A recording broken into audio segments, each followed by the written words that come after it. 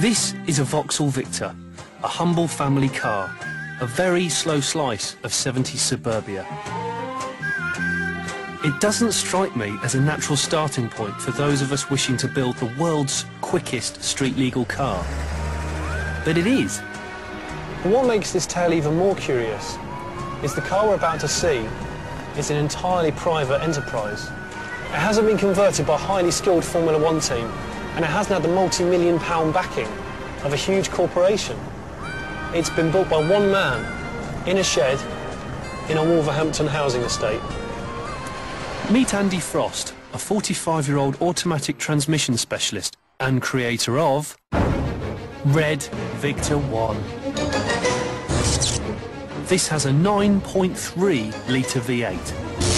It's got 2,200 brake horsepower and does 0 to 60 in 1 second.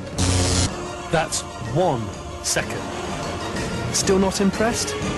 Watch this.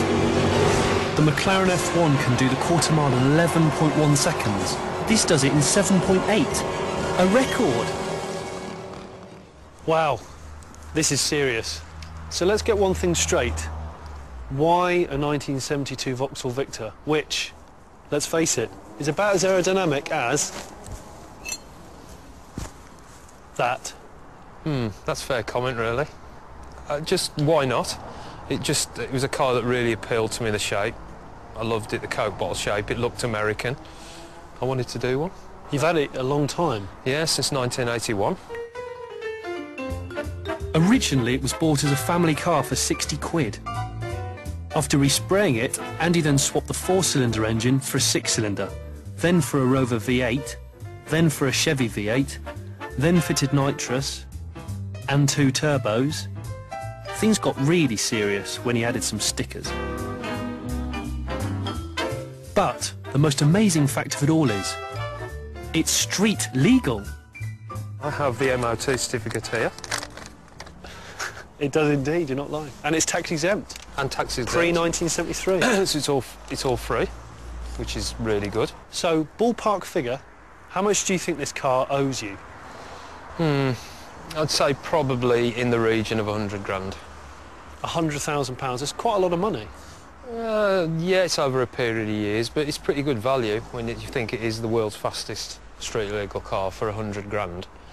Compared to a Bugatti Veyron for £850,000. That is pretty good value. It is quite good value. In an acceleration stakes, the Bugatti Veyron would be just a long, long way back. Toast. Toast, but I wouldn't swap this for a Bugatti Veyron, that's for sure. Probably because it couldn't do this.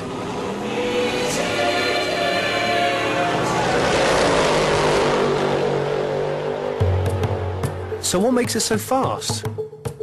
Well, a beautifully crafted engine with 2 enormous turbos certainly help. But this isn't just lots of fast bits slung together. It's 9.3 litres of perfectly tuned V8. Just a millimetre of throttle is enough to break the speed limit. You probably find it's not that easy to get in. Yeah, you're telling me. Luxury's not its fine point. No. If Satan was a car, this would be Satan.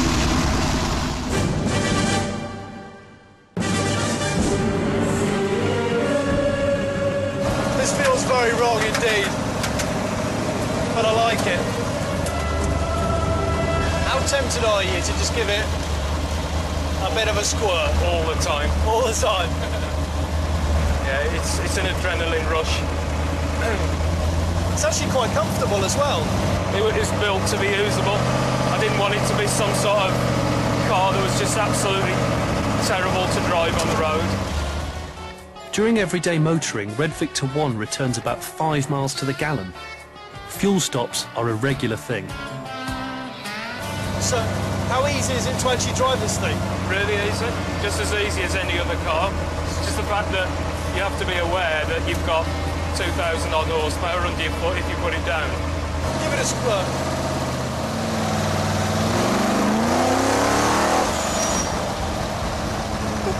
That is naughty.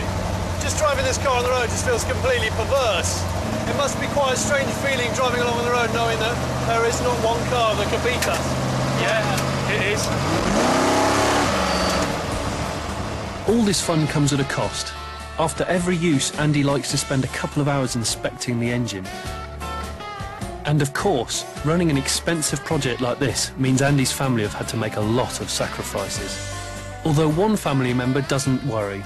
Being collected from school in the world's quickest road car, how cool a dad is that?